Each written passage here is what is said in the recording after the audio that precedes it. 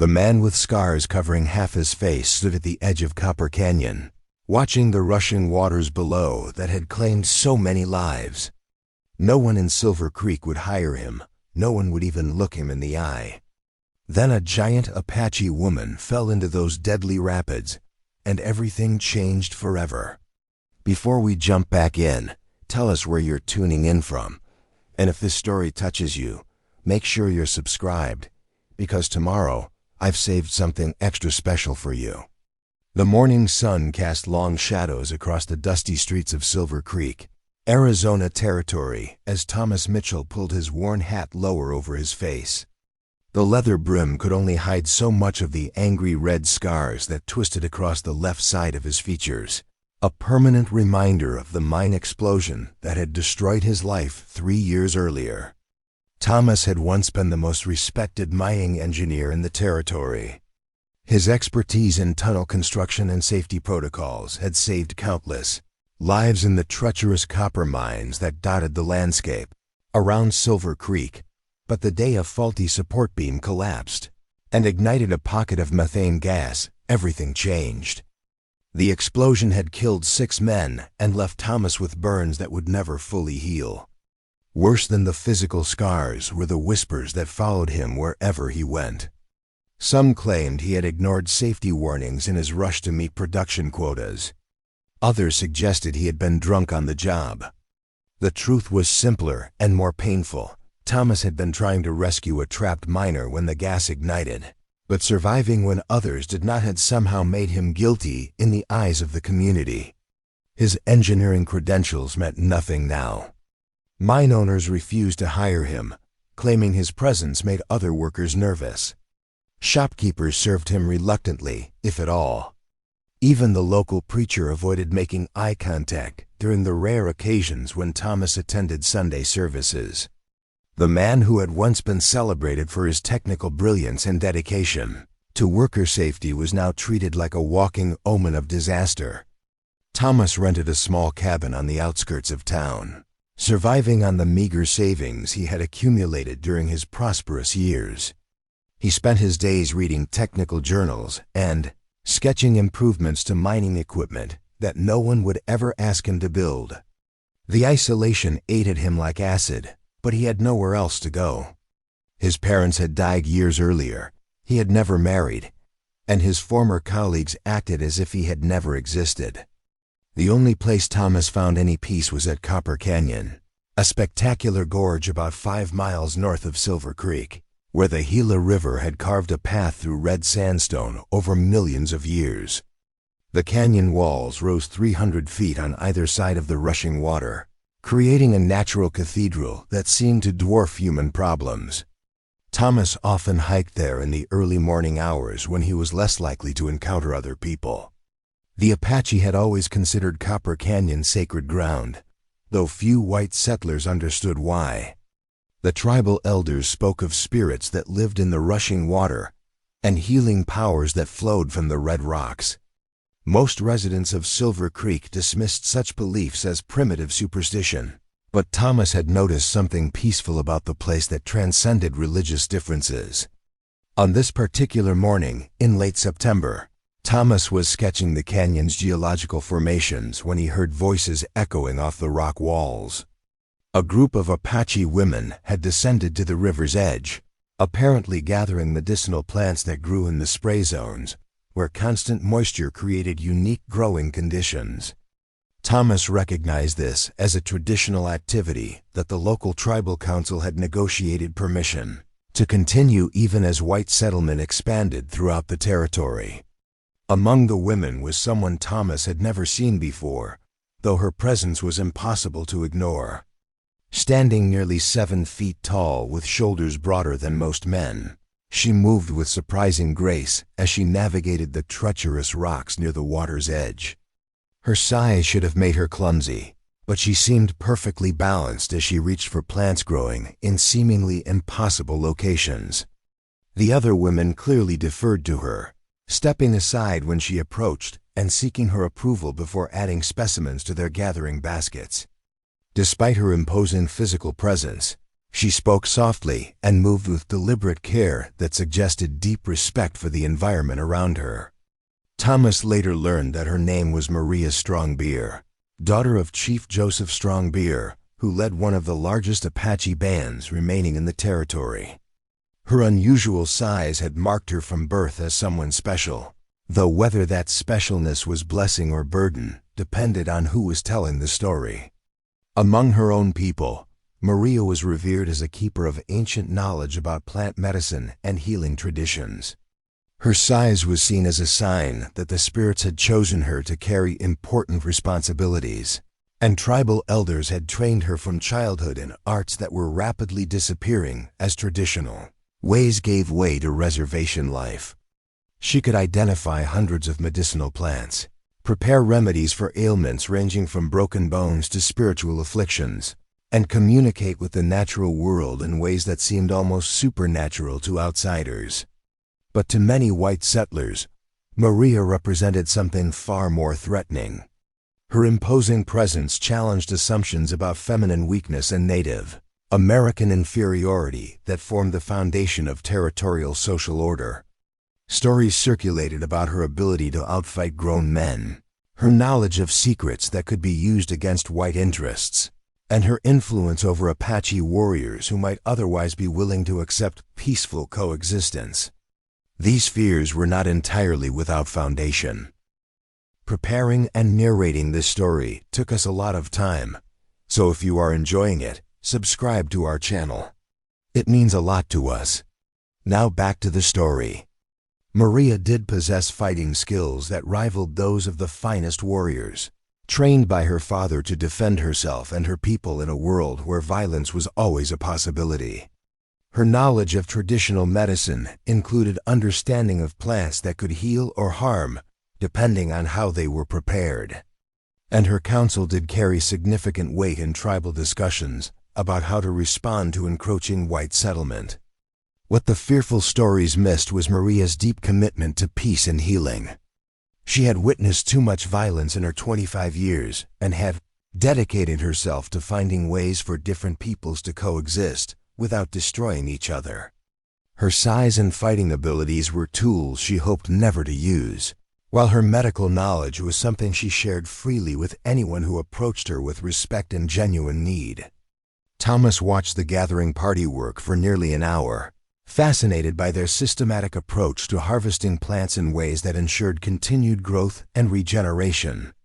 It was a sophisticated understanding of sustainable resource management that impressed his engineer's mind, even as it reminded him how much knowledge existed beyond the formal education he had received in Eastern schools. The trouble began when Maria ventured too close to a section of riverbank that had been undercut by recent flash floods. The red sandstone looked solid from a distance, but Thomas's trained eye could see stress fractures that indicated imminent collapse. He started to call out a warning, then stopped himself. What business did a disgraced white man have interfering with Apache activities? Who was he to presume knowledge about a place these people had known for generations? The moment of hesitation would haunt Thomas for the rest of his life. As Maria reached for a particularly rare plant growing near the water's edge, the riverbank gave way with a rumbling crack that echoed through the canyon like thunder. Tons of sandstone and loose rock plummeted into the churning water, carrying Maria with them into rapids that had claimed the lives of experienced swimmers far smaller than she was. The other Apache women screamed in horror, but they were positioned too far upstream to attempt any rescue. The current in that section of the Gila River moved with devastating force, driven by snowmelt from distant mountains and channeled through narrow passages that created hydraulic forces capable of trapping even strong swimmers underwater for minutes at a time. Thomas dropped his sketchbook and ran toward the collapse site without conscious thought. His mining experience had taught him to read rock formations and water flow patterns in ways that might give him advantages other potential rescuers would lack. More importantly, his years of working in dangerous conditions had trained him to act quickly in emergencies rather than freezing with indecision. The water was shockingly cold, fed by mountain springs that never warmed even during the hottest summer months. Thomas gasped as the current grabbed him, threatening to slam him against the canyon walls with bone-crushing force. But he had studied these rapids during dozens of visits, observing how the water moved around obstacles and where temporary eddies might provide brief respites from the relentless, downstream flow. Maria had been swept nearly 100 yards from the collapse site by the time Thomas reached her. She was fighting the current with impressive strength, but her size worked against her in water that demanded flexibility rather than raw power. The heavy traditional clothing that provided protection on land became a liability in water that sought to drag her down and hold her under. Thomas reached her just as she disappeared beneath the surface for the third time. He dove deep, using techniques learned during childhood summers on the Great Lakes, and managed to grab her arm as the current threatened to sweep them both toward a section of rapids that would certainly prove fatal. The challenge was not just reaching her, but finding a way to get both of them to safety while fighting water that seemed determined to claim at least one victim. The solution came from Thomas's engineering background rather than his swimming ability. He had noticed a pattern in how debris moved through the rapids, observing that certain rocks created temporary calm spots where objects could rest before being swept further downstream. By timing their movement to coincide with these brief refuges, they could work their way toward a section of riverbank where the current was weaker and escape might be possible. It was exhausting, dangerous work that required split-second timing and absolute trust between two people who had never spoken to each other. Maria seemed to understand Thomas's strategy without explanation, following his lead as they moved from one temporary sanctuary to another. Her strength proved crucial when they reached sections where fighting the current head-on was the only option, while his knowledge of the water's patterns kept them from being swept into areas where no rescue would be possible. They finally reached safety at a small beach nearly half a mile downstream from where Maria had fallen in. Both collapsed on the sand, gasping for breath and shaking from cold and exhaustion. Thomas's scars ached from the cold water, while Maria bore several cuts from sharp rocks, but they were alive when the outcome could easily have been different. The Apache women who had witnessed the rescue arrived within minutes, having run along the canyon rim to reach the beach where Thomas and Maria lay recovering. Their faces showed a mixture of relief, gratitude, and something approaching awe as they realized what had just occurred. A white man with a fearsome reputation had risked his own life to save an Apache woman he had never met, demonstrating courage and selflessness that challenged every assumption about racial divisions in the territory. Maria was the first to speak, addressing Thomas in English that was carefully precise despite her obvious exhaustion. She had learned the language from missionary teachers who had worked with her tribe during her childhood, though she rarely had occasion to use it in conversations with white settlers who typically showed little interest in communication beyond basic trade negotiations.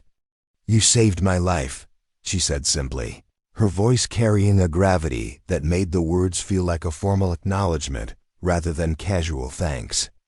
"I am Maria Strongbeer, daughter of Chief Joseph Strongbeer. What you have done today will not be forgotten by my people." Thomas struggled to find appropriate words for a situation unlike anything he had ever experienced.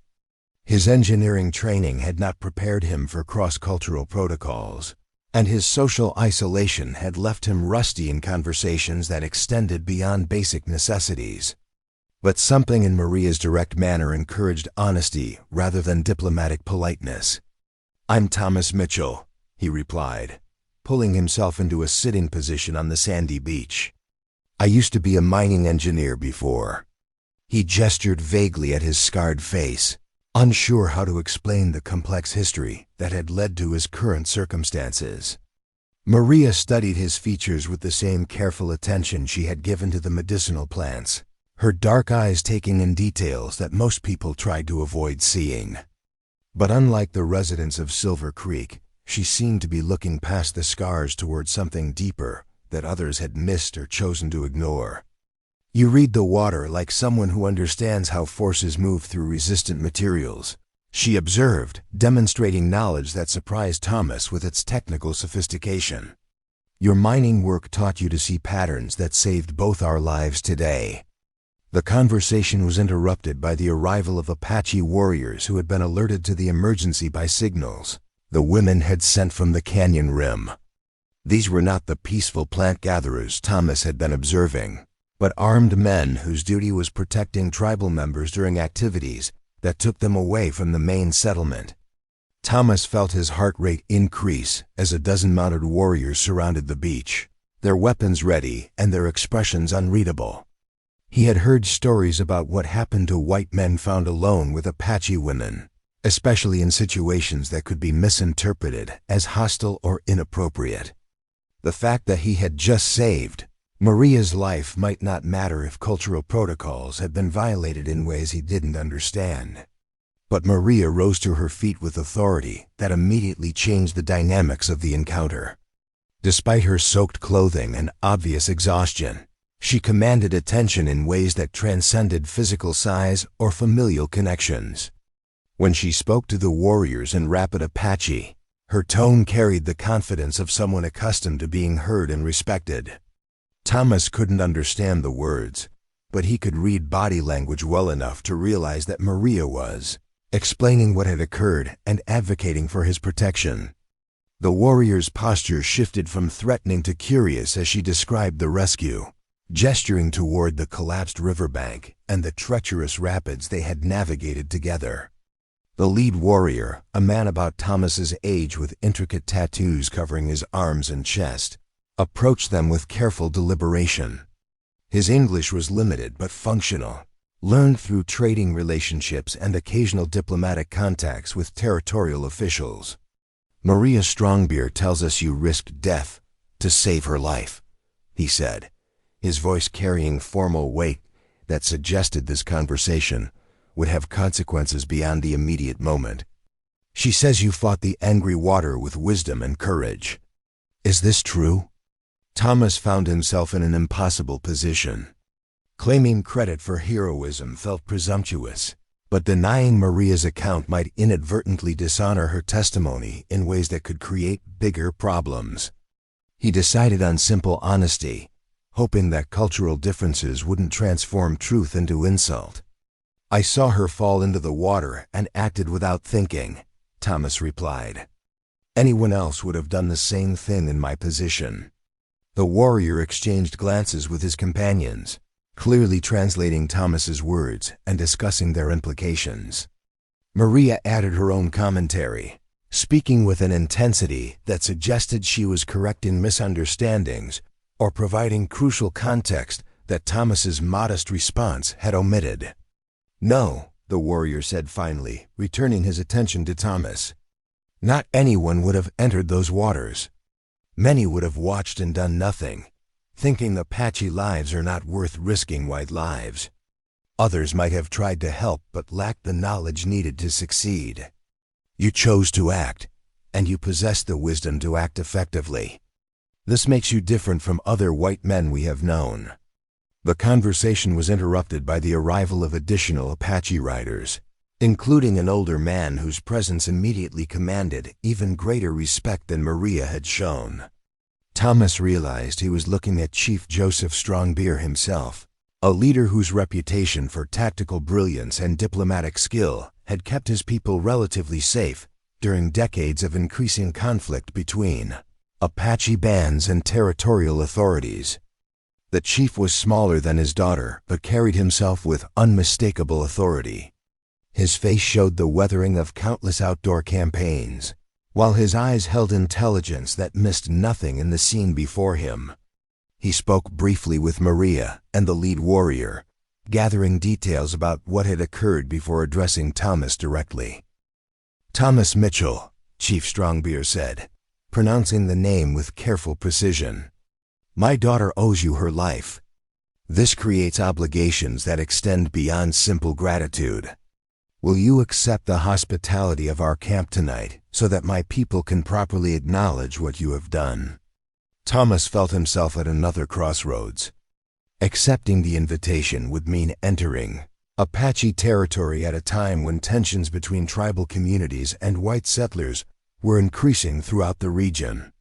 Many residents of Silver Creek would view such an action as treasonous, while territorial authorities might interpret it as evidence of suspect loyalties that could lead to legal complications. But refusing the chief's offer would be insulting in ways that Thomas couldn't fully comprehend, potentially damaging relationships that might affect the safety of other white settlers in the future. More personally, something about Maria Strongbeer and her father's dignified bearing made Thomas want to understand their world better, regardless of the social consequences. "I would be honored to accept your invitation," Thomas replied, hoping he was choosing correctly. "Thank you for your kindness to a stranger." Chief Strongbeer nodded with satisfaction, issuing rapid instructions to his warriors in Apache before returning his attention to Thomas.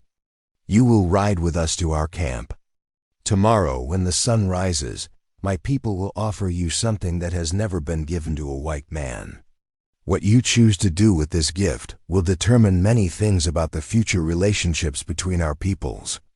As they prepared to leave Copper Canyon, Thomas caught Maria's eye for a moment. She was watching him with an expression he couldn't quite interpret, something that combined gratitude with curiosity and perhaps a hint of hope. Whatever was about to happen, Thomas realized that diving into those rapids had changed far more than just two people's immediate survival. He had stepped into a current of historical forces that would carry him toward destinations he couldn't yet imagine.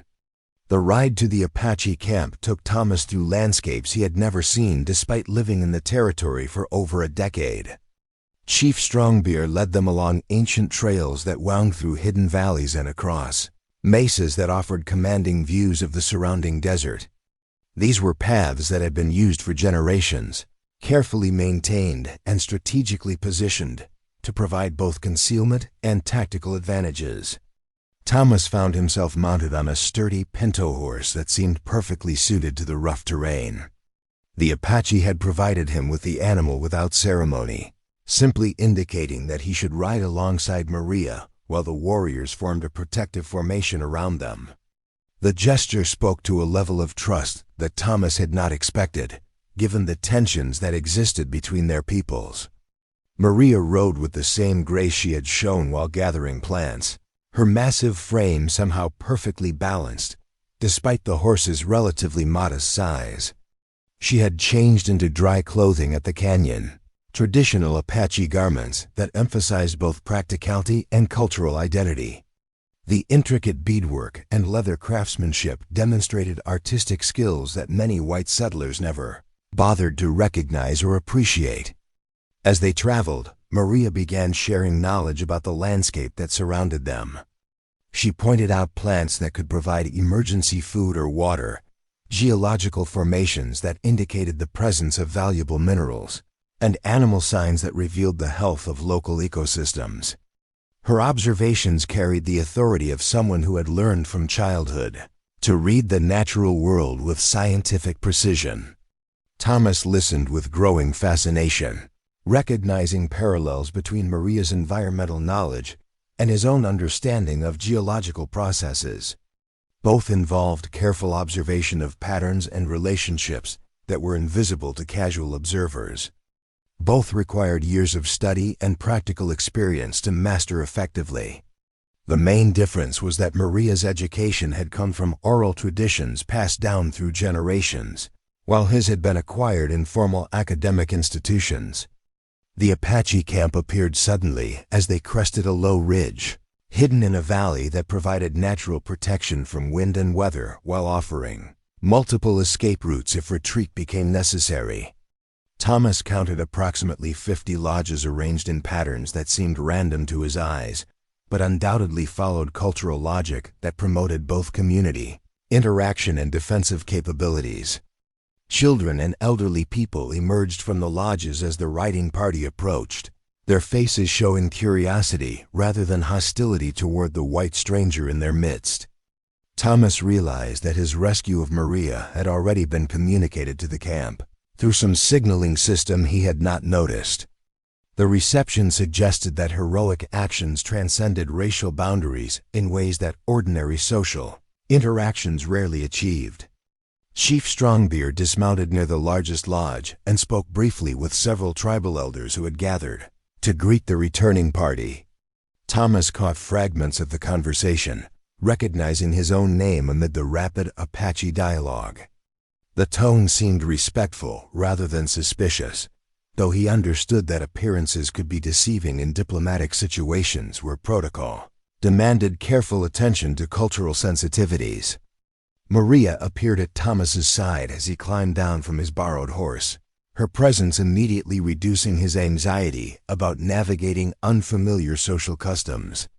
She had obviously considered his position as an outsider and was prepared to serve as both translator and cultural guide during his stay in the camp. "My father wishes to present you to the Council of Elders," she explained, gesturing toward the group of older men and women who had assembled near the chief's lodge. This is not something that happens often with white visitors. Usually such meetings occur only when treaties are being negotiated or when serious disputes must be resolved. Thomas felt his stomach tighten with nervousness. He had no experience with formal Native American protocols and feared making mistakes that could inadvertently cause offense. The stakes seemed higher than simple social awkwardness, potentially affecting relationships between the Apache and white settlers throughout the region. "What should I know about proper behavior?" he asked Maria quietly. "I don't want to insult anyone through ignorance." Maria smiled with what appeared to be genuine warmth rather than polite courtesy. "Speak honestly and listen carefully. The elders value directness more than elaborate politeness. Answer their questions completely, but do not offer information they have not requested. Show respect for their wisdom without pretending to understand more than you actually do." The council session took place inside the chief's lodge, a spacious structure that accommodated 12 people comfortably while maintaining an atmosphere of intimacy that encouraged honest conversation. The interior was decorated with items that demonstrated both artistic achievement and practical utility, from intricate woven blankets to weapons that showed masterful metalworking skills. Chief Strongbeard began by formally introducing Thomas to each elder, providing brief background information about their roles within the tribal community. Thomas learned that he was meeting with the equivalent of a governing board that made decisions about everything from resource allocation to conflict resolution. These were individuals whose wisdom had been earned through decades of leadership during increasingly difficult times.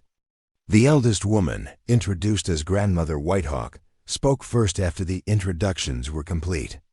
Her English was limited but clear, learned through interactions with traders and territorial officials during a lifetime of diplomatic engagement. Her questions focused on understanding Thomas's character and motivations rather than gathering factual information about the rescue itself. "Why did you choose to risk your life for someone you had never met?" she asked, her weathered hands folded calmly in her lap. "What in your heart made you act when others might have watched and done nothing?" Thomas considered the question carefully, recognizing that his answer would influence how these people understood his trustworthiness and potential value as an ally. But Maria's advice about honesty encouraged him to share thoughts he had barely acknowledged to himself. "I saw someone in danger and responded without thinking about the consequences," he replied. "Maybe it was because I understand what it feels like to watch everything fall apart around you. When I saw Maria disappearing under the water, I couldn't stand by and let another person suffer if there was something I could do to help." Grandmother Whitehawk nodded slowly, exchanging glances with the other elders that suggested his response had met some unspoken criteria. The next questioner was a middle-aged man named Robert Thunderhorse, who served as the tribe's primary liaison with territorial authorities. His concerns were more practical, focused on understanding how Thomas's presence in the camp might affect ongoing negotiations with white officials. "The territorial governor has been pressuring our people to move to the reservation near Fort Apache," Robert explained. "He claims that traditional camps like this one create security risks that threaten peaceful relationships between our peoples. If you return to Silver Creek and tell others about our location, you could create problems that force us to abandon this valley."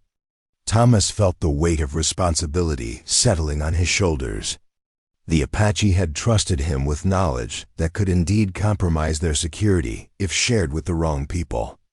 But refusing to address their concerns would demonstrate exactly the kind of unreliability that justified their caution about working with white settlers.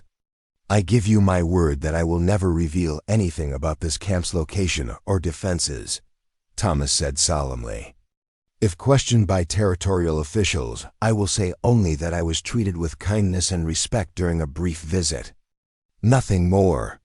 The questioning continued for nearly 2 hours, covering topics ranging from Thomas's technical knowledge to his opinions about territorial policies that affected Native American communities.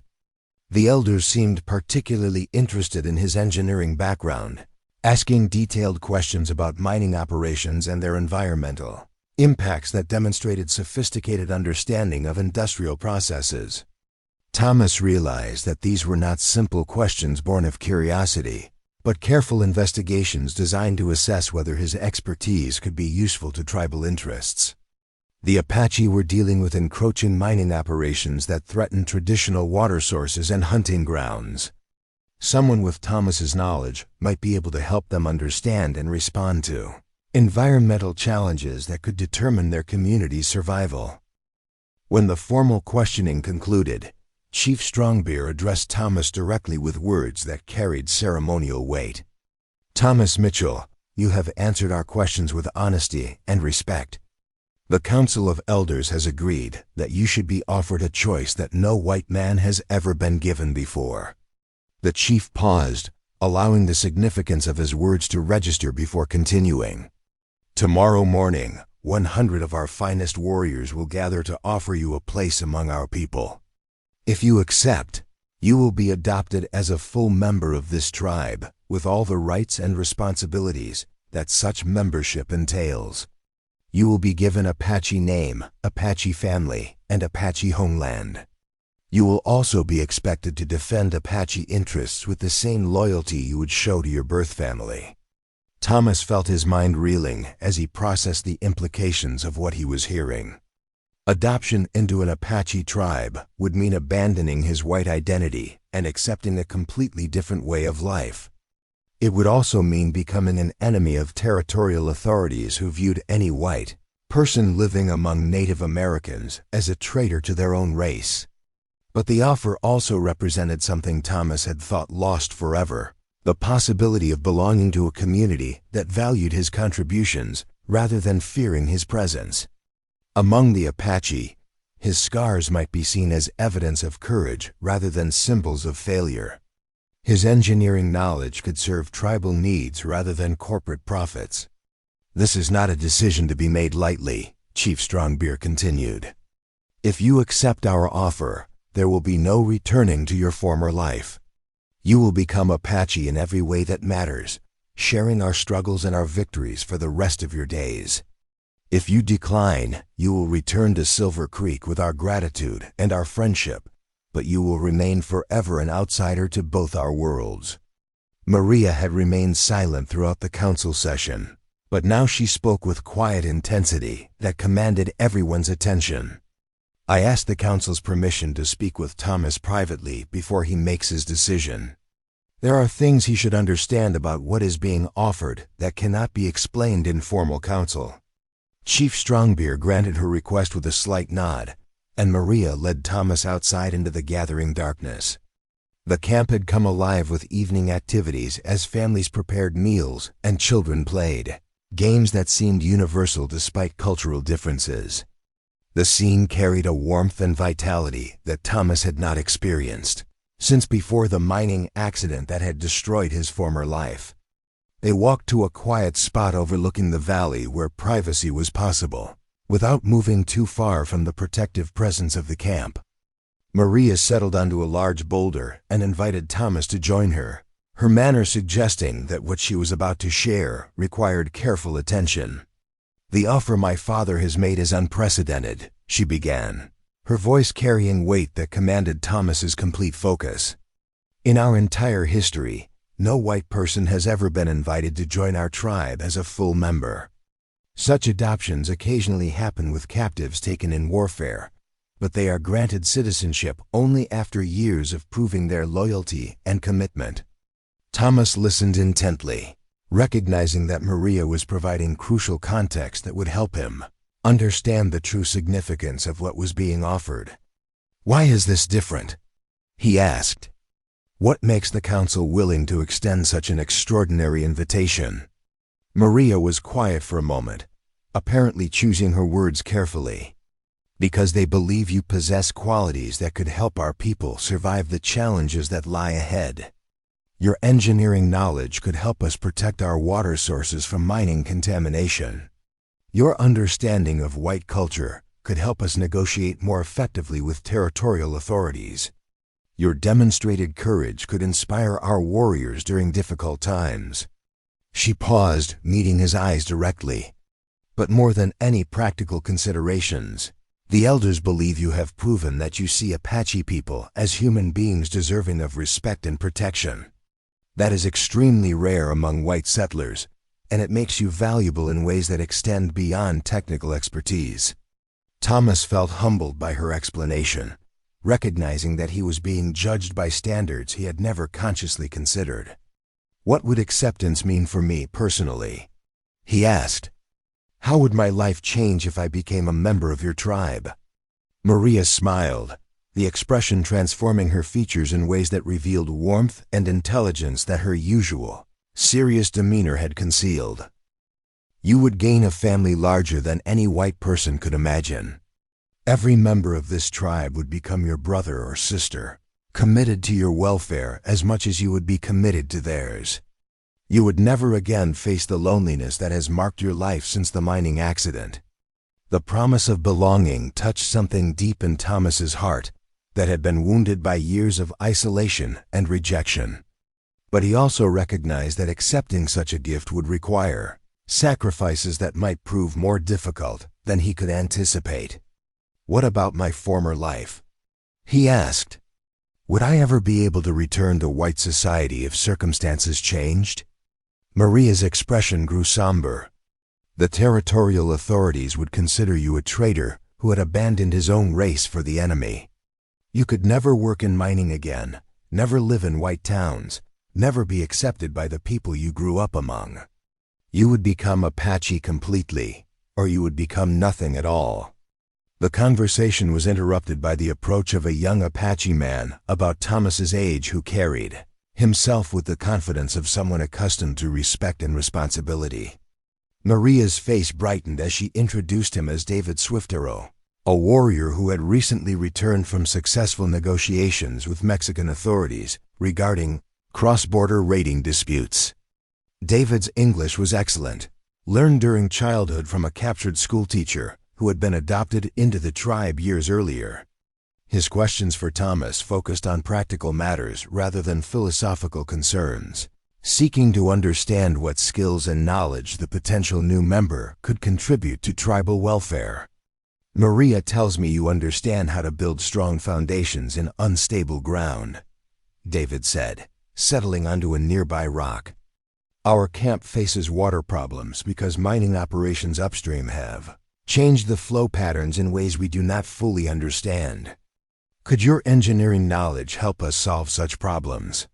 Thomas found himself energized by the technical challenge David was describing.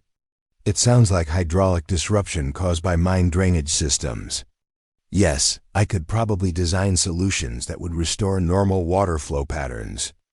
It would require surveying the entire watershed, but the work could be done with basic tools and local materials." David's interest was obvious as Thomas explained various approaches to water management that could address the problems caused by upstream mining. The conversation revealed both men's practical intelligence and their shared commitment to protecting community resources from external threats. As they talked, other tribal members began gathering around their conversation, drawn by curiosity about the white visitor who might become their newest brother. Thomas found himself answering questions about mining techniques, territorial politics, and white cultural practices that might affect future Apache strategies. The questions demonstrated sophisticated understanding of regional complexities that challenged stereotypes about Native American isolation from broader political and economic trends. These people were obviously well informed about territorial developments and carefully analyzed how external changes might affect their community's welfare. One elderly warrior named Samuel Redfeather asked particularly insightful questions about railroad construction plans that could affect traditional hunting grounds. His concerns revealed detailed knowledge of surveying practices and federal land policies that impressed Thomas with their accuracy and relevance. The railroad companies claim their tracks will benefit everyone by bringing commerce and civilization to the territory, Samuel explained. But we have seen what such progress means for the people who lived here before white settlers arrived. How can we protect our interests when the territorial government supports railroad expansion, regardless of its impact on tribal lands? Thomas recognized that Samuel was asking him to choose sides between conflicting interests in ways that would test his commitment to his potential new identity. The answer he gave would influence how the tribe evaluated his trustworthiness and potential value as an ally. Railroad construction can be modified to minimize environmental impact if engineers are willing to invest in more expensive but sustainable approaches, Thomas replied carefully. The question is whether tribal concerns can be incorporated into planning processes before construction begins. That requires political influence that individual tribes might not possess alone, but coordinated tribal action might achieve. His response generated animated discussion among the gathered Apache, revealing diverse opinions about cooperation versus resistance strategies for dealing with encroaching white development. Thomas realized he was witnessing democratic deliberation that challenged assumptions about authoritarian tribal leadership structures. The evening continued with shared meals and cultural exchanges that gave Thomas deeper appreciation for Apache social organization and values. He observed family relationships that emphasized mutual support and collective responsibility in ways that contrasted sharply with the individualistic competition that characterized white frontier society. Children moved freely between families, receiving instruction and guidance from multiple adults who shared responsibility for their education and welfare. Elderly people were treated with genuine respect rather than mere tolerance, their wisdom actively sought on matters ranging from weather prediction to conflict resolution. Most striking was the integration of spiritual beliefs into daily activities in ways that made religion a living practice rather than formal ritual. Prayers were offered before meals, during work activities, and in response to natural phenomena like sunset or the appearance of wildlife. The sacred and secular seemed to flow together seamlessly. Thomas found himself comparing this integrated approach to life with his own fragmented existence in white society, where work, family, religion, and community involvement occupied separate spheres with minimal connection between them. The Apache way seemed to offer wholeness that he had never experienced, but had always longed for. As the evening progressed, Maria returned to his side with news that would require careful consideration. The warrior ceremony is planned for dawn, she informed him. 100 warriors will gather to offer you weapons, horses, and other gifts that symbolize your acceptance into the tribe. Once you accept these gifts, the adoption becomes permanent and irreversible. Thomas felt his heart racing as the moment of decision approached. Everything he had known about his identity and future was about to change forever, regardless of which choice he made. Accepting would mean embracing a new life that offered belonging but required abandoning his former self completely. Declining would mean returning to isolation while maintaining freedom to change his mind later. Is there anything else I should know before making this decision? He asked Maria, hoping for guidance that might clarify his thinking. Maria considered his question seriously before responding. only that the choice must come from your heart rather than your head. If you join us for practical reasons alone, you will never truly belong. If you join us because you feel called to share our struggles and victories, you will become Apache in ways that bloodline could never achieve. As Thomas prepared for what might be his last night as a white man, he reflected on the extraordinary events that had brought him to this crossroads. 24 hours earlier, he had been a lonely outcast with no hope for meaningful connection to any community. Now he faced the possibility of complete transformation into something he had never imagined possible. The decision would have to be made at dawn, when 100 Apache warriors would offer him the ultimate prize, a new identity, a new family, and a new future among people who had chosen to see past his scars toward the man he might become. The first rays of dawn painted the canyon walls in shades of gold and crimson as Thomas stood at the edge of the Apache camp, watching the sun rise over a landscape that would either become his permanent home or remain forever a memory of possibility. He had slept fitfully, his mind wrestling with the magnitude of the choice before him while his heart pulled him toward a decision that his rational mind struggled to accept. 100 Apache warriors had assembled in the valley below, their painted faces and traditional regalia creating a scene that belonged to another century. Each man carried weapons that represented not just personal prowess, but tribal heritage passed down through generations of conflict and survival.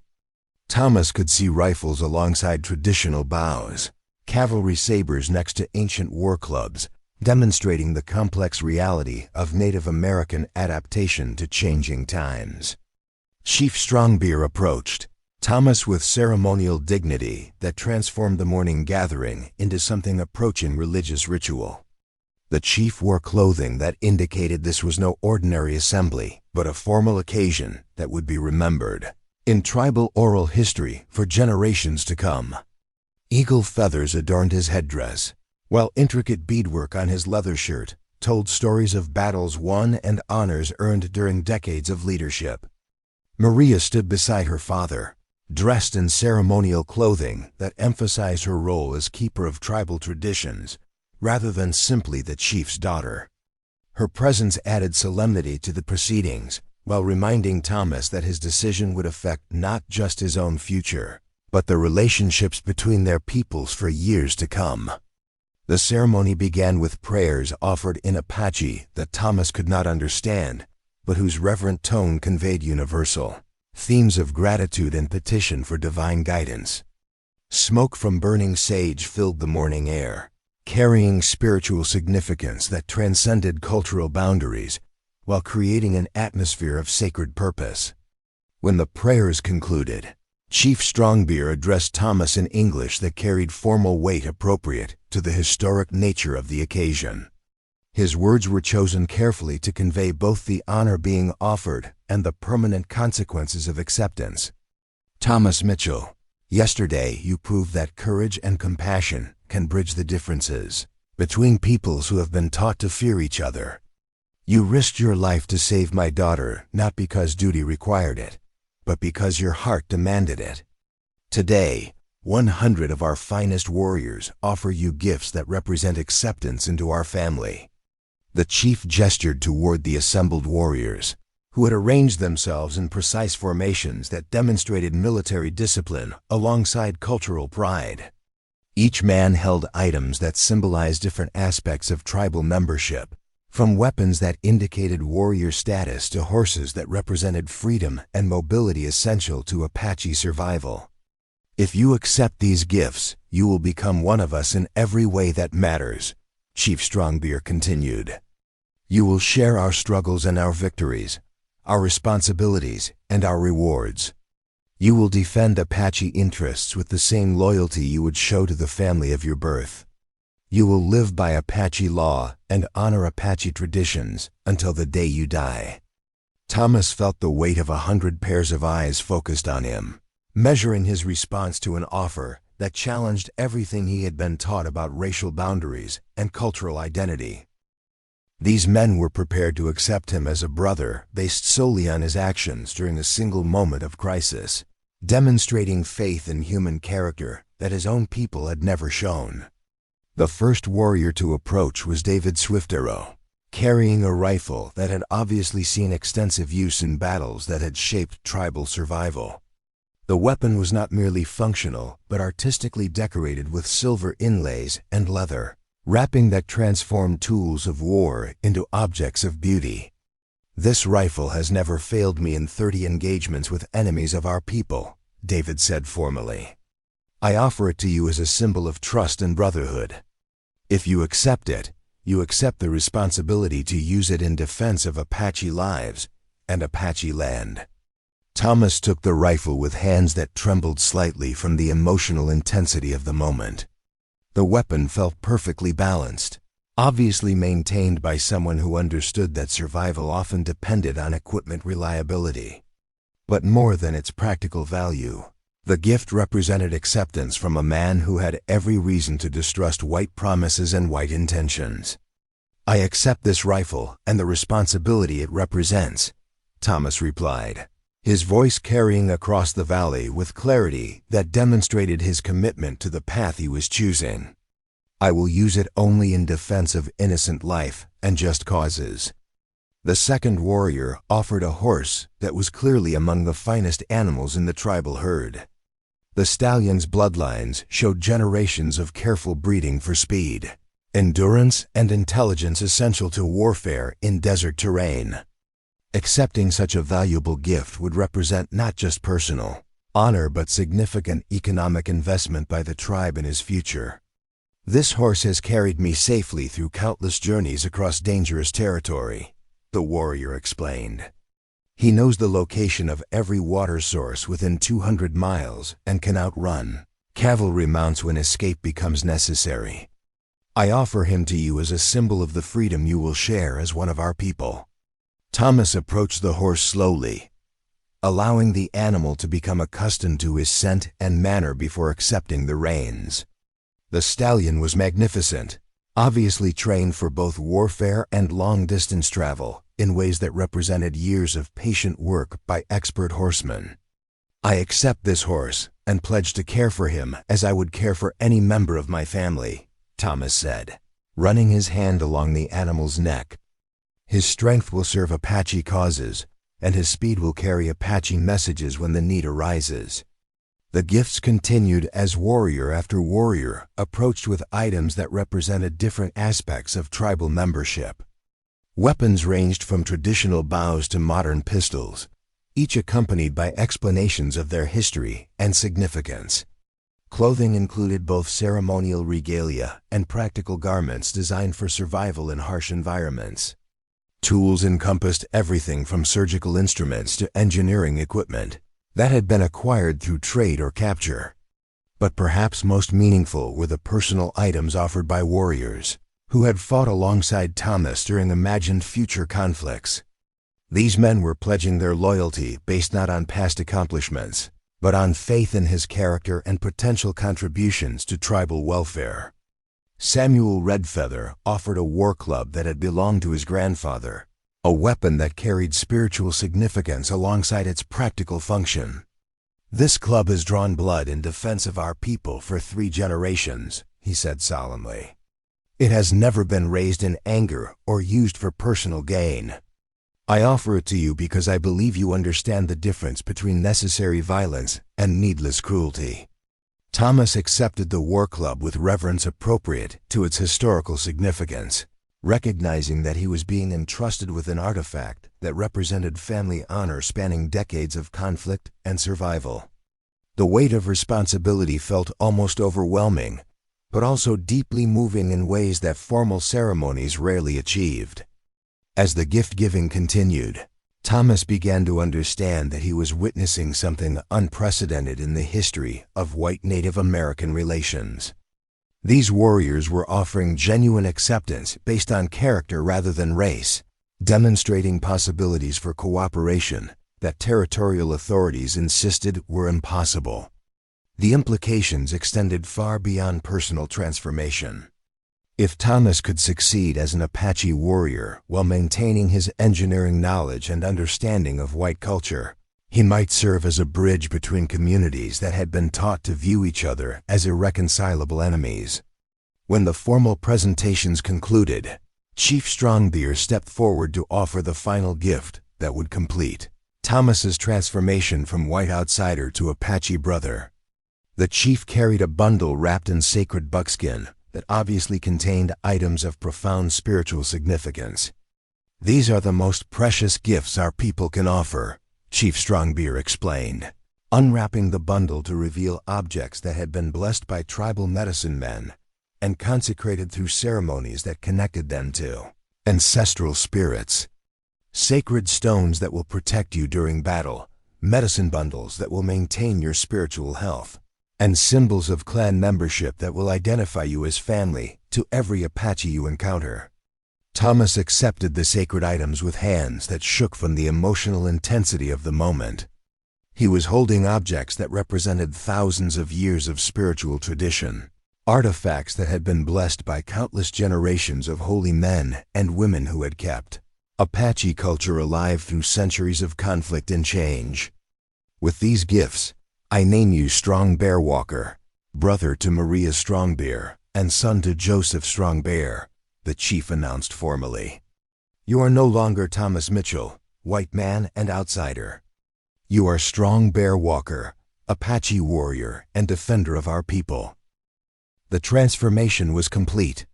Thomas Mitchell had ceased to exist as a legal and social entity, replaced by Strong Bear Walker, whose loyalty belonged entirely to the Apache Nation. There could be no return to his former identity, no retreat to white society if tribal life proved more difficult than he had anticipated.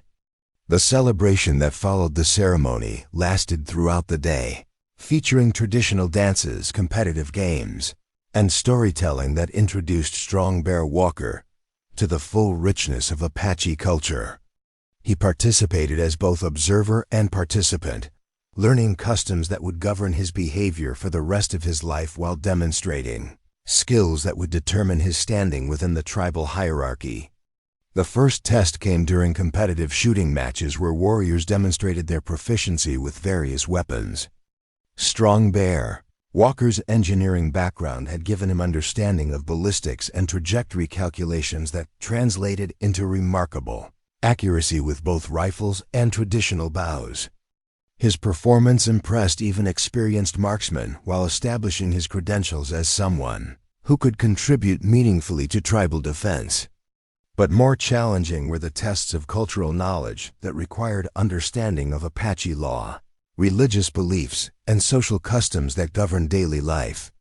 Strong Bear Walker found himself struggling to navigate complexities that tribal members had absorbed from childhood, making mistakes that revealed his outsider origins despite his sincere efforts to learn. Maria served as his primary teacher during these early days, patiently explaining traditions and expectations that would determine his acceptance by the broader tribal community. Her instruction went far beyond formal protocols to encompass the subtle social dynamics that really governed Apache society. "Respect must be earned through actions rather than words," she explained during one of their private lessons. "Warriors will judge you based on your contributions to tribal welfare, not on the gifts you received during the adoption ceremony. Proving your worth will take years of consistent service to others." Strong Bear Walker threw himself into learning with the same intensity he had once brought to engineering studies. He studied Apache language until he could communicate effectively in both formal and casual situations. He learned traditional hunting techniques that required patience and environmental knowledge completely different from his previous experience. He mastered horsemanship skills essential for survival in terrain where walking was often impossible. Most importantly, he began to understand the complex spiritual beliefs that shaped Apache worldview in ways that influenced every aspect of daily life. The tribe's relationship with the natural world involved responsibilities and obligations that were entirely foreign to white cultural assumptions about human dominance over nature. The first serious test of his new identity came when territorial authorities learned about his disappearance from Silver Creek and began investigating his possible whereabouts.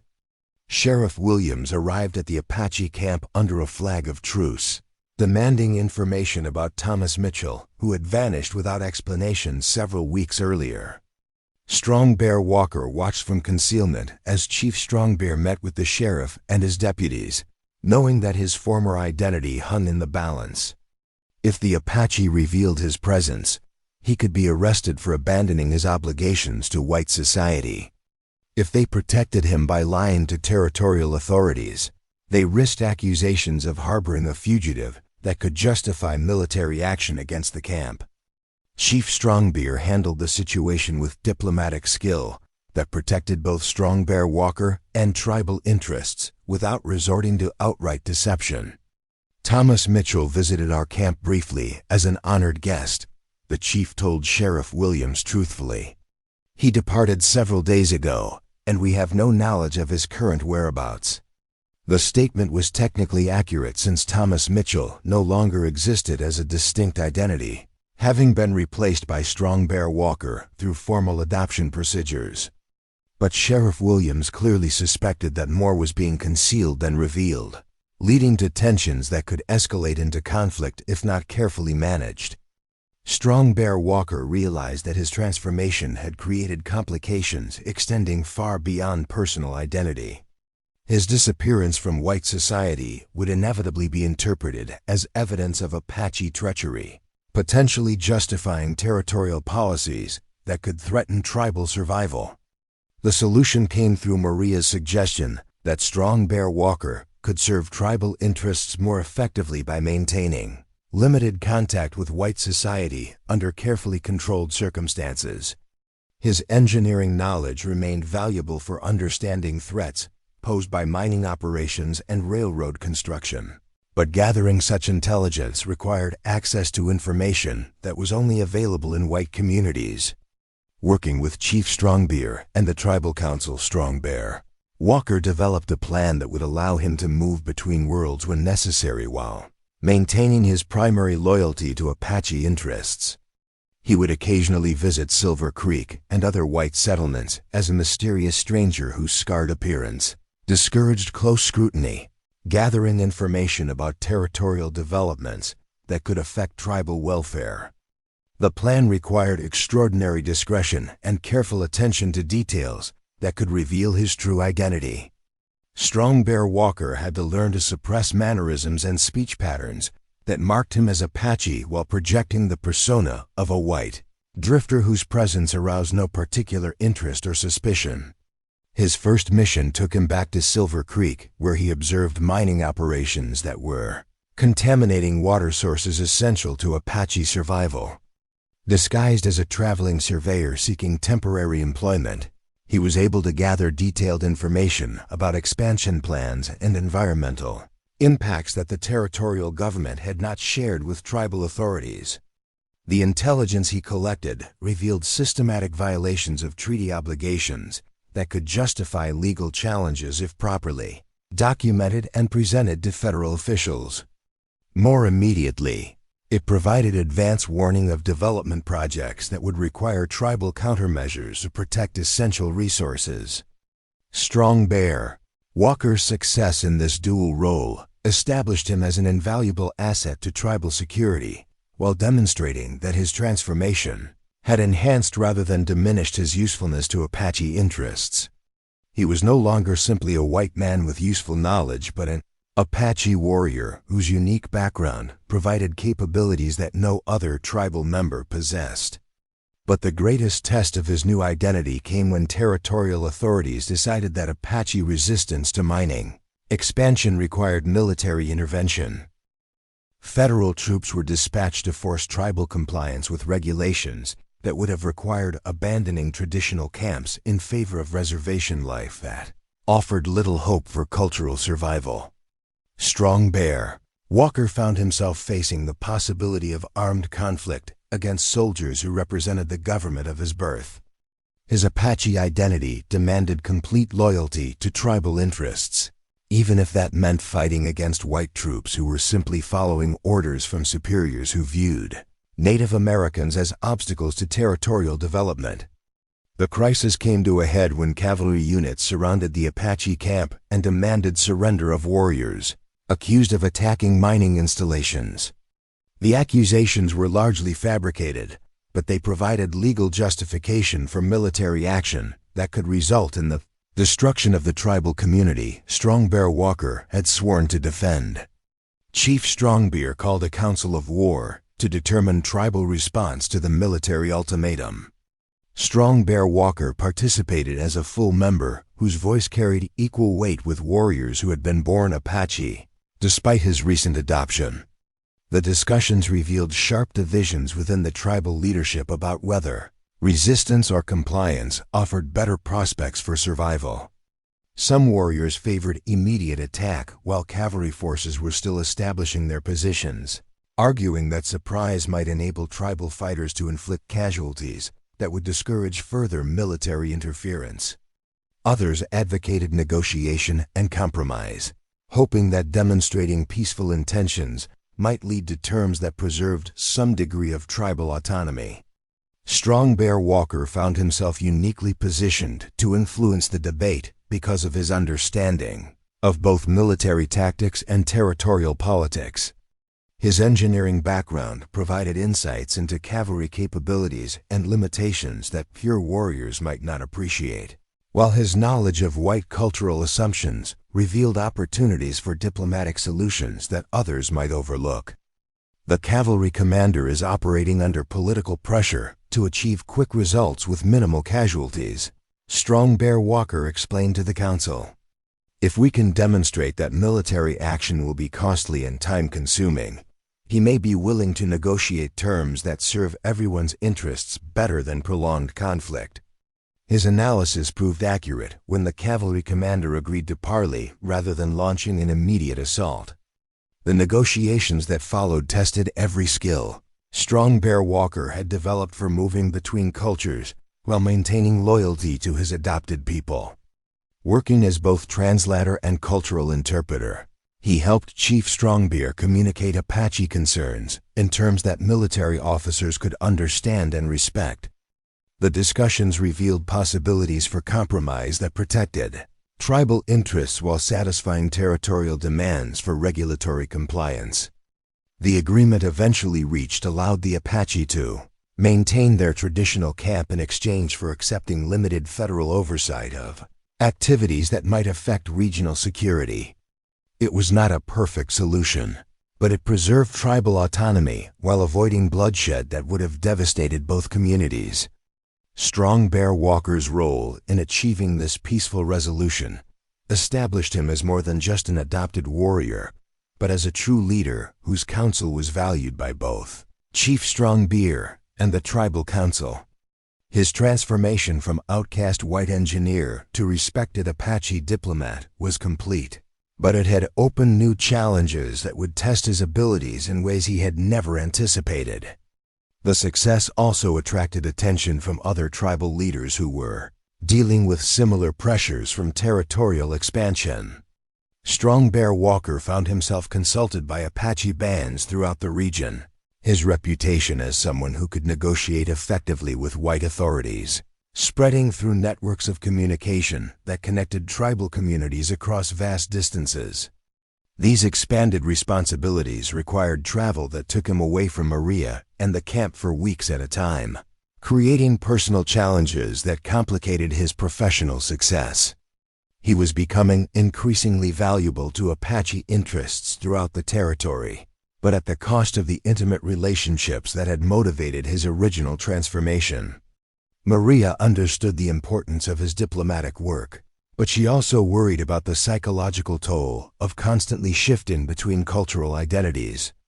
"You are becoming someone who belongs fully to neither world," she observed during one of his brief returns to camp. That kind of isolation can destroy a person's spirit if it continues too long. Her concerns proved prophetic when Strong Bear Walker began experiencing periods of confusion about his own identity that interfered with his effectiveness in both Apache and white contexts. The constant role switching required to move between cultures was creating internal conflicts that threatened his mental stability and emotional well-being. The crisis came when he was captured by federal agents who had been investigating connections between various tribal resistance movements. His dual identity made him valuable as a potential informant against Apache interests, but it also made him vulnerable to manipulation that could destroy his usefulness to either side. Under interrogation, Strong Bear Walker faced pressure to choose definitively between his Apache loyalty and his white origins. Federal agents offered him immunity from prosecution and financial rewards for providing intelligence about tribal activities, while threatening him with charges of treason if he continued supporting Native American resistance to territorial policies. The choice was not just personal but political, with implications that extended far beyond his individual fate. His decision would influence how other culturally displaced people navigated the complex realities of American expansion, while determining whether cooperation between races remained possible in an increasingly polarized territory.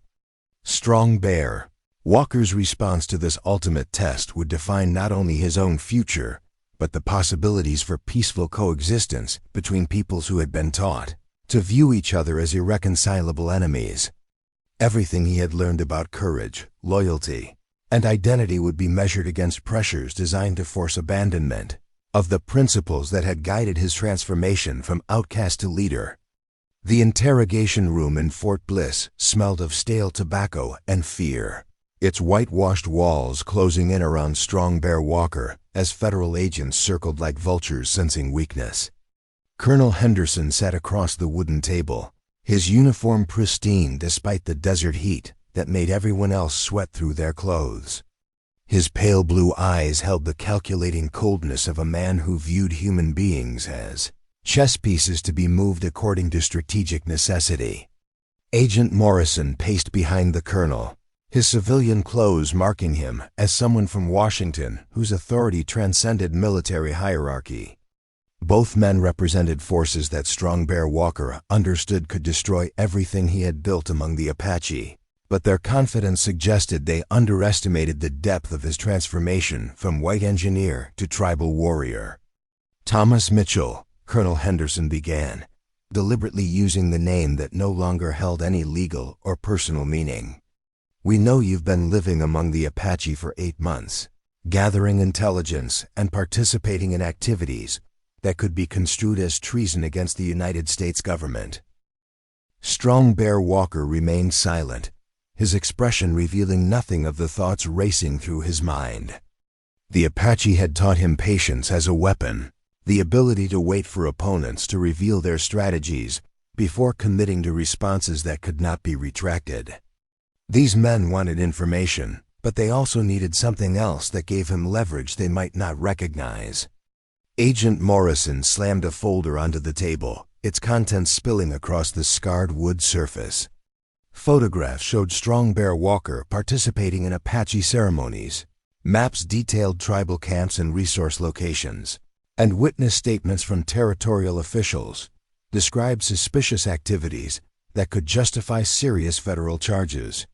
We have enough evidence to convict you of sedition, conspiracy, and violation of federal Indian policies, Morrison declared, his voice carrying the authority of someone accustomed to intimidating suspects into cooperation. You could spend the next 20 years in federal prison, assuming you survive that long among inmates who don't appreciate white men who've betrayed their own race. The threat was real enough, but Strong Bear Walker had learned from Chief Strong Bear that negotiations always involved multiple layers of interest and motivation. These federal agents needed something from him that legal proceedings could not provide. Otherwise, they would have simply arrested him rather than attempting persuasion through intimidation. "What do you want?" Strong Bear Walker asked quietly, his voice carrying the measured tone he had learned from Apache elders who understood that words possessed power to create or destroy depending on how they were wielded. Colonel Henderson leaned forward, recognizing that productive conversation might finally be possible. "We want information about Apache military capabilities, tribal alliances, and plans for resistance to federal policies." The territory is heading toward conflicts that could cost thousands of lives unless we have intelligence that allows U.S. to prevent unnecessary bloodshed. The colonel's words carried undertones that revealed more than their surface meaning. Federal authorities were planning military actions against Apache communities, regardless of tribal cooperation. But they wanted intelligence that would minimize American casualties while ensuring swift victory over Native American resistance. Strong Bear Walker understood that his response would determine not just his personal fate, but the survival prospects for every Apache family he had sworn to protect. Providing the requested intelligence would betray everything he had learned about honor and loyalty, while refusing might result in military campaigns that could destroy tribal communities through sheer overwhelming force. "Before I consider your request," Strong Bear Walker said carefully, "I need to understand what you're offering in return for cooperation." Information flows both directions in any meaningful negotiation. Agent Morrison's expression showed surprise at the prisoner's tactical sophistication. Most captured suspects either confessed immediately or maintained defiant silence until their resolve cracked under pressure. Strong Bear Walker was demonstrating negotiating skills that suggested knowledge of how federal bureaucracy actually functioned, rather than naive assumptions about justice and legal procedures. "We can offer immunity from prosecution, financial compensation for your assistance, and relocation to any location in the continental United States where you could start a new life under federal protection," Colonel Henderson explained. "Your engineering background would ensure comfortable employment in growing industries that need technical expertise." The offer represented everything Thomas Mitchell had lost when the mining accident destroyed his reputation and career prospects. Federal backing could restore his professional standing while providing security that would protect him from anyone seeking revenge for his cooperation with territorial authorities. But Strong Bear Walker was no longer Thomas Mitchell, and the life being offered held no appeal for someone who had discovered belonging among people who valued character over credentials. The Apache had given him family, purpose, and identity that transcended material comfort or professional recognition. "Your offer assumes I want to return to white society," Strong Bear Walker replied, watching both agents carefully for reactions that might reveal additional leverage points. "What if I told you that I prefer my current life among the Apache?" Agent Morrison's face flushed with anger that he struggled to control. "Then you're a traitor who deserves whatever punishment federal courts decide to impose. No white man chooses to live like a savage unless something fundamental is wrong with his mind or his character." The racist assumptions underlying Morrison's outburst revealed psychological vulnerabilities that Strong Bear Walker could exploit if negotiations continued.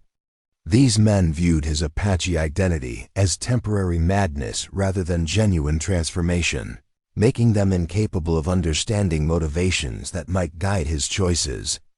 Colonel Henderson was more perceptive, recognizing that emotional manipulation would prove less effective than practical considerations that address Strong Bear Walker's actual concerns rather than assumed desires. "Perhaps we've been approaching this incorrectly," the colonel said slowly. "What would you want in exchange for the intelligence we need?" The question opened possibilities that Strong Bear Walker had been hoping someone would ask. Federal agents needed information about Apache activities, but tribal leaders also needed intelligence about territorial plans that could affect their survival. The negotiation could serve both interests if structured properly. "I want guarantees that any military actions will minimize casualties among non-combatants," Strong Bear Walker said, beginning to outline terms that might protect Apache communities while providing federal authorities with information they could obtain through other means if necessary. "Women, children, and elderly people must be protected regardless of what happens to warriors who choose to fight."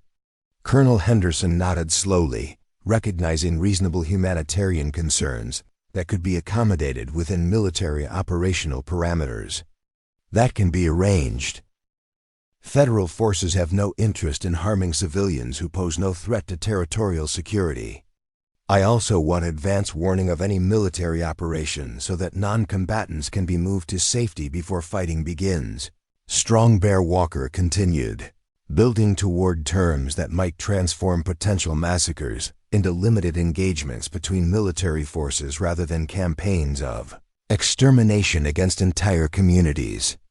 The negotiation continued for hours as both sides explored possibilities for cooperation that might serve competing interests without requiring complete betrayal of fundamental principles. Strong Bear Walker provided general information about Apache defensive capabilities while obtaining specific commitments about federal policies that could affect tribal survival. But the most crucial intelligence he gathered concerned territorial plans that extended far beyond immediate military concerns. Federal authorities were coordinating with railroad companies and mining corporations to develop the entire region, regardless of treaty obligations or Native American rights. The Apache were facing systematic displacement that would occur through legal mechanisms rather than military conquest. This information was far more valuable than tactical intelligence about warrior numbers or weapons caches. It revealed the true scope of threats facing not just his adopted tribe, but every Native American community throughout the territory. Strong Bear Walker realized that his capture might provide opportunities to serve Apache interests more effectively than continued work as a diplomatic intermediary. When the formal interrogation concluded, Strong Bear Walker had agreed to provide limited intelligence about Apache military capabilities in exchange for federal commitments to protect civilians during any future conflicts. But more importantly, he had gathered information about territorial development plans that could help tribal leaders develop long-term survival strategies.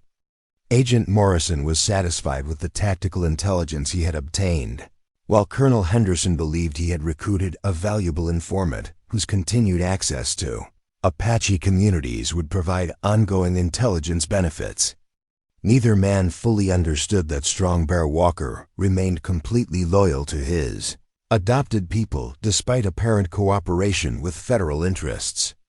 The release from custody was arranged quietly to avoid drawing attention from territorial officials, who might question federal authority to negotiate with suspected traitors. Strong Bear Walker found himself free to return to Apache territory, carrying intelligence that could prove more valuable than any military secrets he had shared with federal agents. The journey back to Chief Strongbear's camp took 3 days, through desert terrain that had become as familiar as city streets once were. Strong Bear Walker used the travel time to analyze everything he had learned during his captivity, developing plans for sharing information in ways that would maximize tribal defensive capabilities, while maintaining his cover as a federal informant. Maria was waiting when he arrived, her relief at his safe return evident despite her efforts to maintain the composed dignity expected of someone in her position within tribal hierarchy. She had obviously worried about his capture while understanding that his work as a cultural intermediary necessarily involved risks that could result in exactly the kind of detention he had experienced. "Did they hurt you?" she asked quietly after they had moved away from other tribal members who were eager to hear details about his encounter with federal authorities. "Nothing that won't heal," Strong Bear Walker replied, though the psychological strain of maintaining dual loyalties was taking tolls that physical injuries could not match. "But I learned things that could help our people prepare for challenges that are coming whether we want to face them or not." His report to Chief Strongbear and the Tribal Council revealed the true scope of territorial development, plans that threatened every aspect of traditional Apache life. Railroad construction would fragment hunting grounds, while mining operations would contaminate water sources essential for survival. Legal mechanisms would be used to justify land seizures that military force alone could not accomplish. "The white government is not planning to destroy us through warfare," Strong Bear Walker explained to the assembled leaders. "They are planning to make our traditional way of life impossible through laws and development, projects that will force us to choose between cultural death and physical death." Chief Strongbeer listened with the focused attention he brought to all matters affecting tribal survival, his weathered features revealing nothing of the thoughts racing through his mind. When Strongbear Walker finished his presentation, the chief was quiet for several minutes before responding to implications that challenged every assumption about federal policies and territorial intentions. If what you say is accurate, then we face enemies who are more dangerous than cavalry soldiers because they attack our future rather than our present, the chief said finally. How do we fight laws and development projects when our weapons are designed for fighting men? The question went to the heart of challenges facing Native American communities throughout the continent. Traditional warfare tactics were useless against bureaucratic procedures and economic forces that operated according to rules that tribal societies had never encountered. Success would require adaptation that preserved cultural identity while developing capabilities for engagement with systems that seemed designed to exclude Native American participation. Strongbear Walker had been thinking about these challenges during his journey back to camp, developing ideas that combined his engineering background with Apache tactical intelligence to create new approaches for protecting tribal interests. The solutions would require cooperation between traditional leaders and individuals who understood how white institutions actually functioned. We need to become experts in white law and white politics, Strongbear Walker explained. We need to learn how to use their own systems against them, filing legal challenges and building political alliances that make it costly for them to ignore our rights. His proposal was revolutionary, requiring Apache leaders to engage with institutions they had always viewed as fundamentally hostile to tribal interests. But the alternative was gradual extinction through legal mechanisms that would prove more effective than military campaigns in destroying Native American communities. The debate that followed revealed sharp divisions within tribal leadership about whether engagement or resistance offered better prospects for survival. Some warriors favored traditional approaches that relied on military action and territorial withdrawal, arguing that cooperation with white systems would inevitably lead to cultural contamination and identity loss. Others recognized that changing circumstances required new strategies that addressed threats operating according to unfamiliar rules.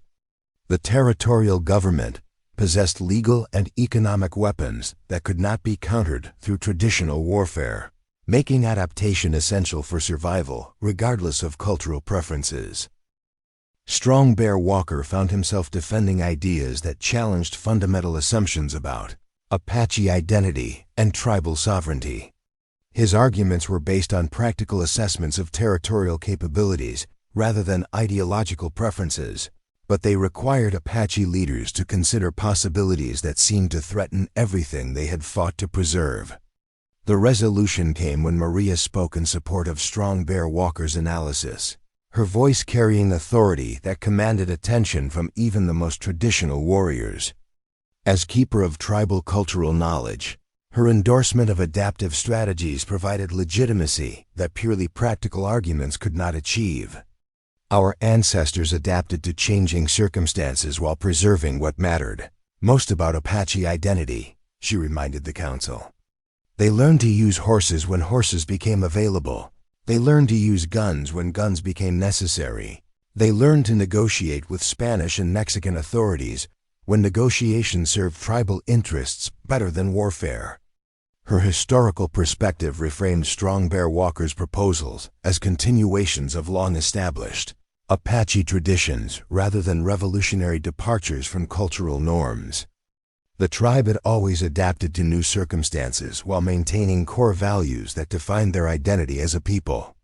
The council's decision to pursue legal and political strategies alongside traditional defensive preparations marked a turning point in Apache resistance to territorial expansion. Strongbear Walker was tasked with developing specific plans for engagement with white institutions while maintaining his cover as a federal informant whose continued access to territorial intelligence could serve tribal interests. The new role required even greater sophistication in managing dual identities that were becoming increasingly complex as his Responsibilities expanded. He needed to appear cooperative to federal authorities while actually serving Apache interests, gather intelligence from white sources while protecting tribal secrets, and maintain credibility in both communities despite fundamental conflicts between their interests. The challenge was complicated by growing federal suspicions about his loyalty that made continued cooperation increasingly dangerous. Agent Morrison had begun investigating Strong Bear Walker's background more thoroughly, discovering inconsistencies in his reports that suggested divided loyalties or deliberate deception. The investigation created pressures that threatened to expose his true allegiances while undermining his effectiveness as a source of intelligence about territorial developments. Strong Bear Walker realized that his usefulness as a double agent might be approaching its limits, requiring transition to new roles that could serve Apache interests without depending on continued federal cooperation. The transition began when he started training other tribal members in techniques for gathering intelligence and engaging with white institutions. His engineering knowledge was documented in ways that could be used by future Apache leaders, while his understanding of federal bureaucracy was shared with individuals who could continue his work if capture or exposure ended his effectiveness. Most importantly, he began developing networks of sympathetic whites who could provide information and support for Apache legal challenges to territorial policies. These allies included lawyers, journalists, and political figures who recognized that federal treatment of Native Americans violated both legal principles and moral standards that defined American democratic values. The network building required careful attention to security concerns that could endanger both Apache interests and white allies who risked professional destruction if their cooperation with tribal resistance became known. Strong Bear Walker had to become expert in communication methods and organizational structures that could operate effectively under federal surveillance designed to prevent exactly the kind of cooperation he was fostering. His success in creating these networks established him as more than a tactical intelligence asset but as a strategic leader whose vision extended far beyond immediate survival concerns to encompass long-term possibilities for Apache cultural continuity within changing territorial circumstances. The transformation from rescued drowning victim to architect of cultural survival strategies was complete, but it had revealed challenges that would test every skill Strong Bear Walker had developed during his journey from white outcast to Apache leader. The ultimate prize offered by 100 warriors had proven to be not just tribal membership, but the opportunity to serve purposes larger than individual survival or community preservation. Strong Bear Walker had become someone whose choices would influence the fate of Native American communities throughout the territory. But the responsibilities that came with such influence required wisdom and courage that exceeded anything his former life as Thomas Mitchell had demanded. The man who had once lived in isolation was now responsible for protecting the survival of entire peoples whose futures depended on his ability to navigate between worlds that seemed determined to destroy each other. 20 years had passed since Strong Bear Walker first dove into the rushing waters of Copper Canyon to save Maria Strong Bear, and the Arizona Territory had transformed into a state where Apache children attended schools that taught both traditional knowledge and modern skills. The man who had once been Thomas Mitchell sat in the shade of a ramada outside his adobe home, watching his grandson practice reading from books written in both English and Apache, a sight that would have seemed impossible during those early days of cultural warfare.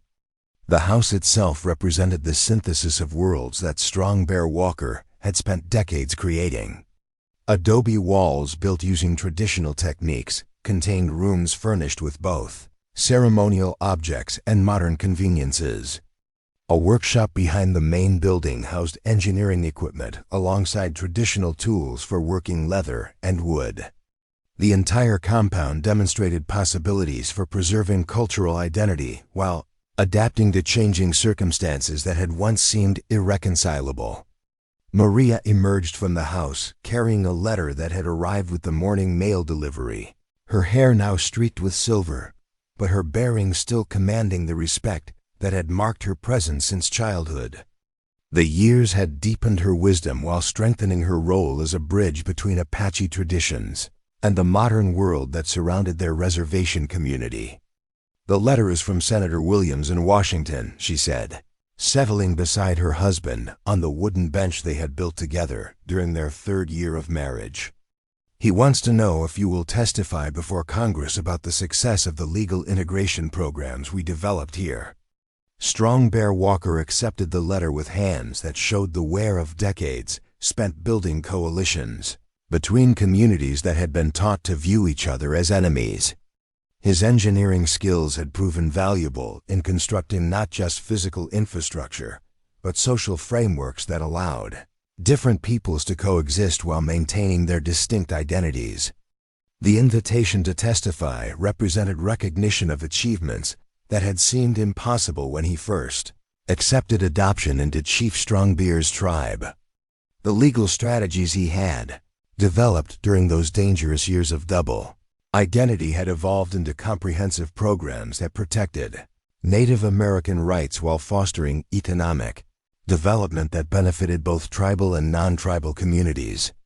The Apache reservation where they lived was now a model for federal Indian policy, demonstrating how traditional cultures could thrive within modern American society without abandoning the values and practices that defined their identity as distinct peoples. Strong Bear Walker's work had influenced similar programs throughout the Southwest, creating a network of successful partnerships that challenged assumptions about cultural incompatibility.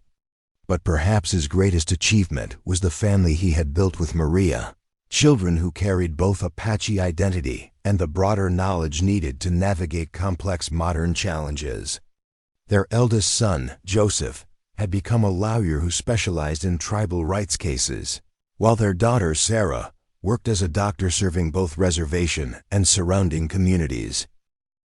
The youngest, Michael, showed the same engineering aptitude that had defined Strong Bear Walker's original career, but he applied those skills to problems of water management and sustainable agriculture that served tribal interests rather than corporate profits. Each child represented successful integration of multiple cultural influences without loss of core Apache identity. "What do you think about the invitation?" Maria asked, studying her husband's face for reactions that decades of marriage had taught her to read accurately. "It would mean traveling to Washington and speaking publicly about work that you have always preferred to keep private." Strong Bear Walker considered the implications of accepting such a prominent role in national discussions about Indian policy. Public testimony would expose him to scrutiny from those who still viewed his transformation from white engineer to Apache leader as betrayal rather than positive adaptation to changing circumstances. But it would also provide opportunities to influence federal policies that affected every Native American community in the country. The legal frameworks he had developed locally could be expanded nationally if presented effectively to lawmakers who possess the authority to implement comprehensive reforms. "I think the work is more important than personal comfort," he replied finally. "If testifying can help other tribes develop programs that serve their communities as well as ours has served us, then the risk is worthwhile." The decision to accept the congressional invitation marked another transition in Strong Bear Walker's long journey from outcast to leader. At 68, he was no longer the desperate man who had risked everything to save a drowning woman, but he remained committed to serving purposes larger than personal security or recognition.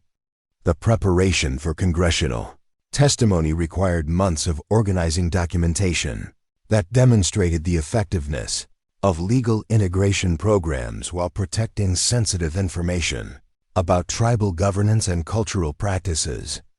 Strong Bear Walker worked with a team of lawyers, academics, and community leaders to develop presentations that would resonate with federal officials without compromising tribal sovereignty.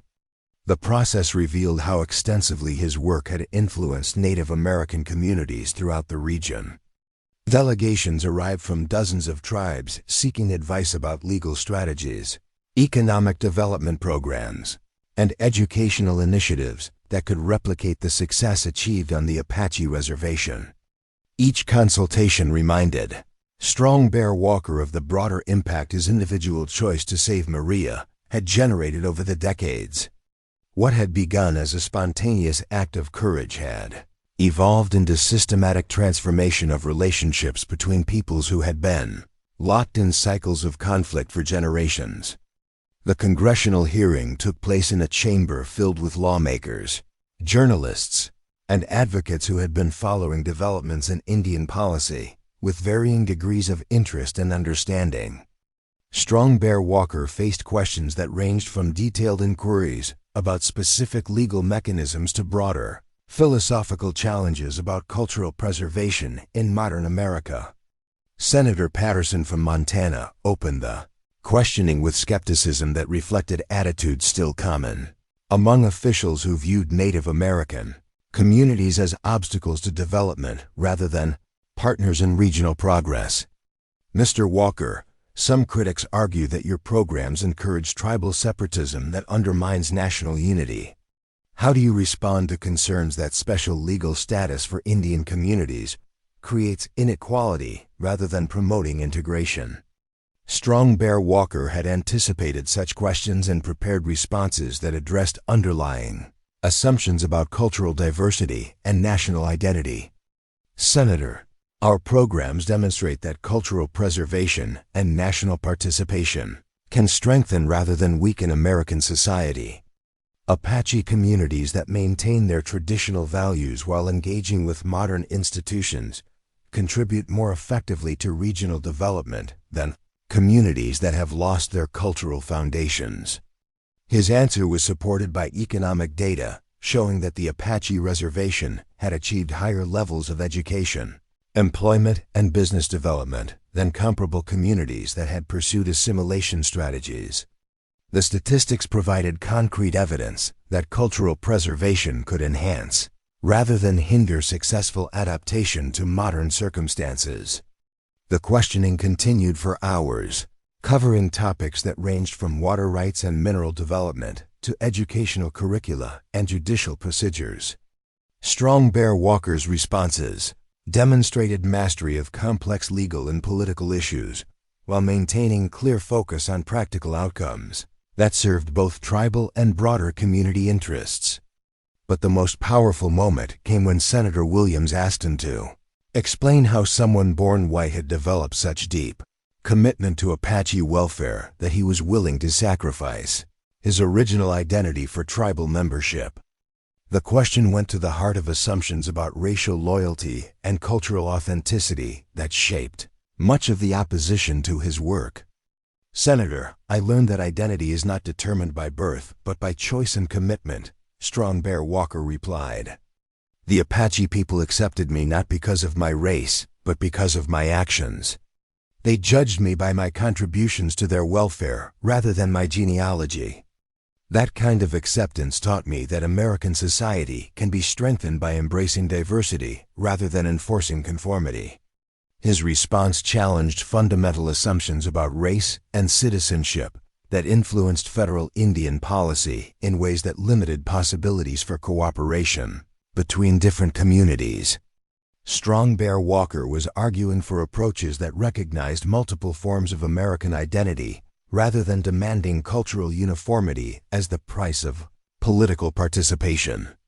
The testimony concluded with Strong Bear Walker presenting specific recommendations for federal policy reforms that could extend successful integration programs to other regions while protecting tribal sovereignty and cultural distinctiveness. His proposals were based on decades of practical experience rather than theoretical speculation, giving them credibility that purely academic recommendations often lacked. The congressional response was mixed, reflecting broader political divisions about the role of Native American communities in modern American society. Progressive lawmakers embraced Strong Bear Walker's recommendations as models for enlightened policy that could resolve long-standing conflicts through cooperation rather than coercion. Conservative members remained skeptical about programs that granted special status to tribal communities, arguing that equality required identical treatment rather than recognition of cultural differences. But even critics acknowledged that Strong Bear Walker's work had achieved practical results that exceeded the success of traditional assimilation policies. The immediate impact of the testimony was limited by political realities that prevented comprehensive federal reform during a period of intense partisan conflict about other issues. But Strong Bear Walker's presentation had planted seeds that would eventually grow into policy changes that influenced Indian affairs for generations. More importantly, the national attention focused on his work had inspired similar efforts throughout the country as other tribal leaders recognized possibilities for preserving cultural identity while engaging effectively with modern institutions. The network of successful programs expanded rapidly as communities adapted his legal strategies to their specific circumstances and needs. Strong Bear Walker returned to Arizona with renewed appreciation for the life he had built among the Apache while recognizing that his individual story had become part of larger historical changes that would shape American society for decades to come. The man who had once lived in isolation had helped create frameworks for cooperation that served as models for multicultural democracy. The final years of his life were spent documenting the principles and practices he had developed so that future generations could build upon his work rather than having to rediscover effective approaches through trial and error. His memoir, titled Between Worlds, An Engineer's Journey to Apache Identity, became required reading in law schools and public policy programs throughout the country. But perhaps his most important legacy was the example he had set for overcoming divisions that seemed insurmountable through sustained commitment to understanding and serving others. Strong Bear Walker had demonstrated that individual transformation could generate social change that extended far beyond personal relationships to influence the character of entire societies. When he passed away at the age of 75, surrounded by children, grandchildren, and tribal members whose lives had been enriched by his presence, Strong Bear Walker was mourned by people throughout the country who recognized that they had lost someone whose vision had expanded possibilities for cooperation and understanding in American society. The funeral combined Apache traditions with elements that reflected his role as a bridge between cultures, creating a ceremony that honored both his adopted identity and his contributions to broader American democracy. Speakers included tribal leaders, federal officials, business executives, and ordinary citizens whose lives had been touched by his work.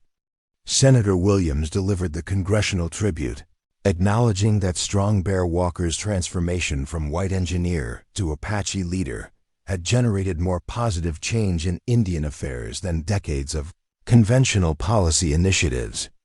He proved that America is strengthened when we embrace the full diversity of our people, rather than demanding conformity to narrow definitions of national identity. But the most moving tribute came from his grandson Michael, who spoke about the lessons his grandfather had taught through example rather than instruction. He showed us that courage is not about dramatic gestures, but about daily choices to serve others rather than ourselves. He taught us that identity is not about where you come from, but about who you choose to become. The young man's words captured the essence of Strong Bear Walker's transformation from outcast to leader, from individual survivor to architect of social change. The journey that had begun with a spontaneous decision to dive into dangerous waters had culminated in systematic efforts to bridge divides that had seemed permanent and unbridgeable. Years later, historians would mark Strong Bear Walker's congressional testimony as a turning point in American Indian policy that opened possibilities for cultural preservation within modern democratic society. Legal scholars would study his integration strategies as models for multicultural governance that respected diversity while maintaining social cohesion. But for the Apache people who had accepted him as family, Strong Bear Walker's greatest achievement was proving that love and commitment could transcend boundaries that others viewed as absolute. He had demonstrated that American society was capable of growth and adaptation that honored its highest ideals while learning from its historical mistakes. The reservation community he had helped build continued to thrive as a demonstration of possibilities for cooperation between different peoples who maintained their distinct identities while working together toward common goals. The schools, businesses, and legal institutions he had developed served subsequent generations who built upon his foundation while adapting to new challenges and opportunities. Strong Bear Walker's story had become part of Apache oral tradition, told to children who would carry forward his example of courage, commitment, and service to others. But it had also become part of broader American mythology about the possibilities for transformation and redemption that defined the nation's character at its best. The man who had saved one Apache woman from drowning had ultimately helped save entire communities from cultural extinction while demonstrating that individual choices could generate historical change that served the common good. His legacy lived on in institutions, policies, and relationships that continued expanding possibilities for cooperation and understanding between peoples who had once viewed each other as irreconcilable enemies. Strong Bear Walker had discovered that the ultimate prize offered by 100 warriors was not just tribal membership, but the opportunity to serve purposes larger than individual survival or personal recognition. His transformation from Thomas Mitchell to Strong Bear Walker had created ripple effects that would influence American society for generations, proving that one person's courage could indeed change the world. Up next, you've got 2 more standout stories right on your screen. If this one hit the mark, you won't want to pass these up. Just click and check them out.